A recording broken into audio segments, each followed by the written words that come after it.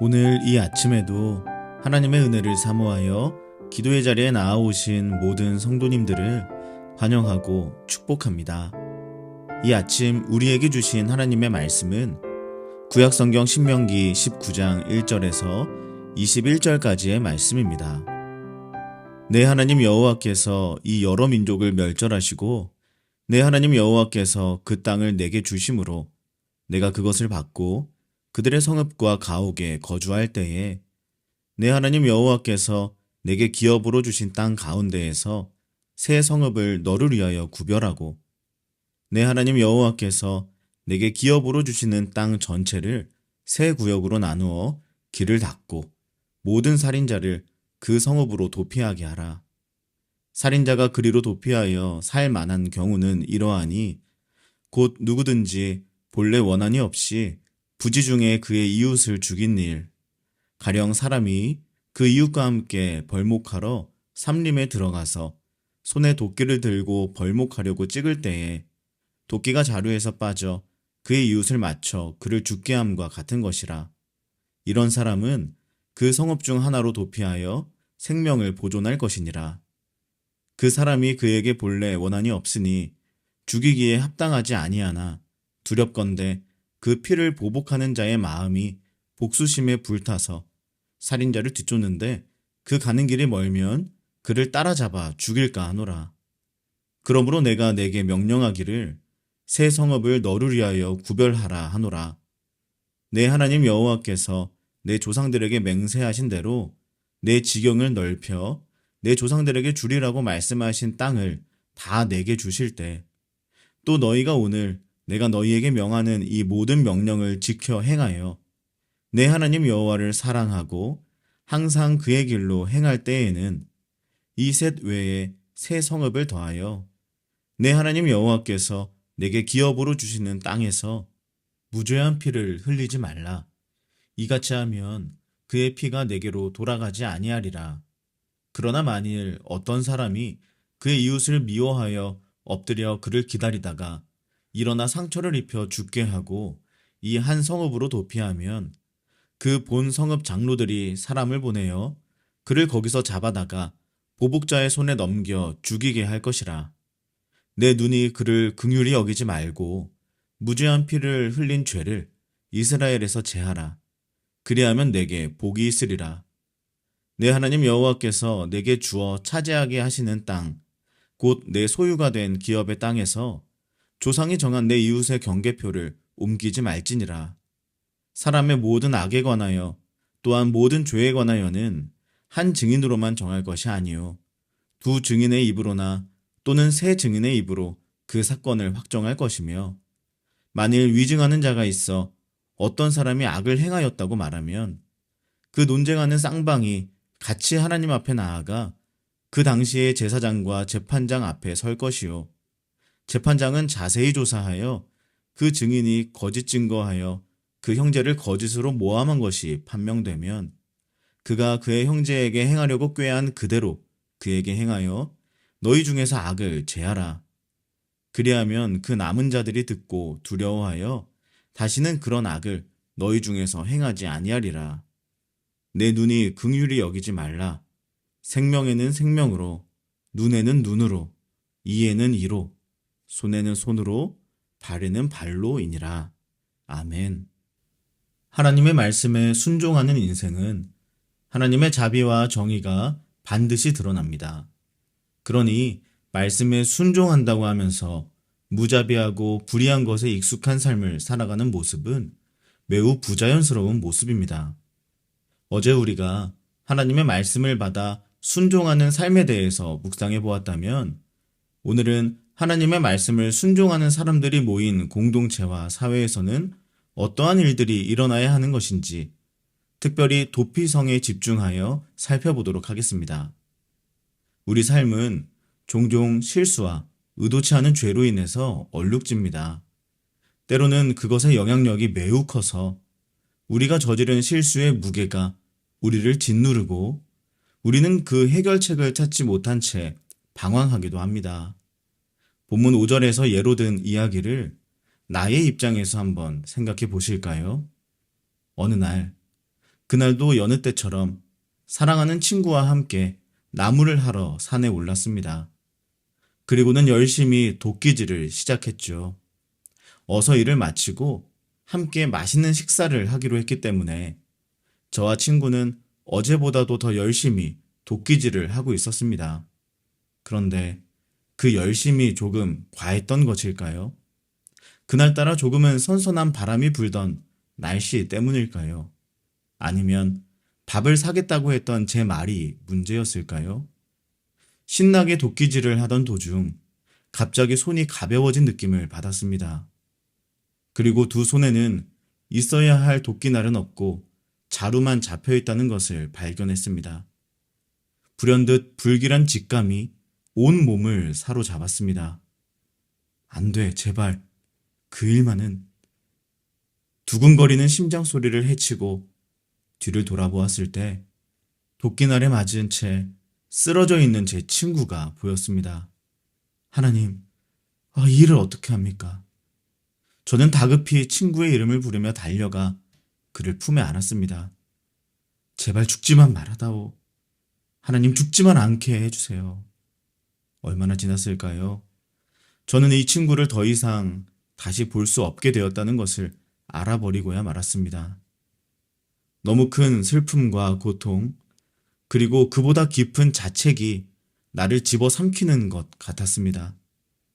그런데 멀리서 또 하나의 두려움이 사자처럼 달려오고 있다는 것을 느끼고야 말았습니다. 생각이 났던 것입니다. 보복자가 있다는 것을요. 당시에는 누군가가 내 가문의 사람을 죽이면 친척 중에 한 사람이 그를 대신하여 눈에는 눈으로, 이에는 이로 되갚아 주어야 할 의무가 있었습니다. 그러니 시간 문제일 뿐 저는 저를 추격하는 보복자의 손을 피할 방도가 없는 것입니다. CCTV도 없고 목격자도 없이 벌어진 일이라 아무리 해명한다고 한들 어쩌면 그것이 통할 리가 없이 그냥 죽음을 맞이할 수도 있기 때문입니다. 어느덧 슬픔은 공포로 바뀌고 죽음의 그림자가 서서히 나를 질식하고 있는 것을 느꼈습니다. 내 인생의 모든 빛은 그렇게 다 꺼졌습니다. 사랑하는 여러분, 저는 어렸을 적 이 예화가 만화처럼 다가왔었습니다. 나무를 하다가 도끼날이 뿅 빠져서 누군가를 때리는 거, 이런 거는 만화에서만 보았던 장면이었으니까요. 그런데 성인이 되고 청년을 사랑하는 자리에 부르심을 받은 다음부터는 이 에피소드의 주인공을 보면 이 시대 가운데 숨막히게 살아가는 청년들이 떠올라서 참 고통스럽습니다. 요즘 시대를 보십시오. 잘못을 하든 실수를 하든 일부러든 의도치 않았든 전부 개인들에게 짐을 지웁니다. 그리고 그 현실에서 가장 치명적인 피해를 보는 것은 청년 세대들입니다. 어떻게든 실수하지 않고 완벽하게 살아가야 살아남을 수 있는 그런 세상을 만들어 놓고 거기서 발 한번 헛디디면 나약한 청년이 되어버립니다. 그 누구도 손을 내밀어 주지 않아요. 큰 잘못한 것이 아니라 그저 몇 번의 실수가 반복되어 삶이 피폐해졌을 뿐인데 어느덧 모두가 외면합니다. 제가 보았던 수많은 교회도 마찬가지였습니다. 청년이 소중하고 교회의 교회됨에 대해서 너무나 필요한 존재임을 말하면서도 정작 그들의 아픔과 상처를 나누어지는 것은 하지 않으려고 하는 교회. 요즘 세대의 사소한 문제로 여기고 말아버리는 그런 모습들도 참 많이 보았습니다. 2023년 기준으로 청년 고독사가 이틀에 한 번꼴로 일어나고 있다고 합니다. 더구나 3, 4년 전보다 60% 이상 급증한 결과라고 하니까 요즘에 이런 현실적 그리고 정서적인 어려움을 겪는 청년들이 얼마나 많을지 모릅니다. 우리 교회 청년이라고, 우리 중에 누군가의 자녀라고 이런 아픔과 전혀 동떨어져 있지는 않을 겁니다. 저는 그렇기 때문에라도 오늘 이 말씀을 통해 우리 교회와 또 성도인 우리들이 하나님의 자비와 정의를 나타내는 도구가 되어야만 한다고 믿습니다. 나무를 베다가 실수로 누군가를 죽여 이제 죽음만을 기다려야 하는 이 사람에게 하나님은 손을 내밀어 주십니다. 그것이 바로 도피성입니다. 도피성은 안타까운 방황하는 자들이 생명을 부지할 수 있는 곳이었습니다. 실수로 사람을 죽이게 되어 인생이 망하게 된 자는 이곳에 도망가서 안전하게 지낼 수 있었죠. 그런데 오늘 말씀은 단지 도피성을 만들어야 한다는 말씀이 아닙니다. 민수기 35장을 보면 하나님께서는 이전에 이미 요단 동편에 도피성 3곳을 지으라고 지시하셨습니다. 그리고 오늘 본문 1에서 3절을 보면 가나안 땅에 들어가 그 땅을 차지한 이후에 도피성 셋을 구별하라고 하십니다. 새 번역 성경으로 2절 말씀을 읽어드리겠습니다. 당신들은 주 당신들의 하나님이 당신들에게 차지하라고 주신 땅에서 성읍 셋을 따로 구별하여 놓아야 합니다. 그럼 이제 이스라엘의 도피성이 몇 개입니까? 6개입니다. 나중에 오늘 새벽 예배 상세 페이지에 제가 첨부해드린 링크를 보시면 도피성이 아주 아름다운 대칭 구조로 이스라엘 전역에 고루 배치되어 있는 것을 확인할 수 있으실 겁니다. 하나님은 자비와 정의의 손길이 필요한 자들이 어디에서든지 안전한 도피성으로 도망갈 수 있도록 적재적소에 그 문을 열어두신 것입니다. 그뿐만이 아닙니다. 3절에 보면 이런 표현이 있습니다. 길을 닫고. 무슨 말인가요? 도망가는 이들이 넘어지지 않고 다치지 않고 몸 상하지 않고 안전하게 도망갈 수 있도록 하라는 것입니다. 마치 하나님께서 2 팔을 벌리고 안심하라고 맞이해주고 계시는 것 같지 않습니까? 더구나 이 도피성은 이스라엘 민족만을 위한 것도 아니었습니다. 민수기 35장 15절을 보면 도피성은 타국인과 거류민들에게도 열려있는 곳이었습니다. 자기 백성이든 타국인이든 거류민이든 도망가야 하는 이들에게 이스라엘은 자비와 정의를 베풀어주며 숨 쉴 수 있는 공간이 되어주어야 했습니다. 이것이 하나님이 그들에게 부여하신 또 하나의 정체성과 역할이었습니다.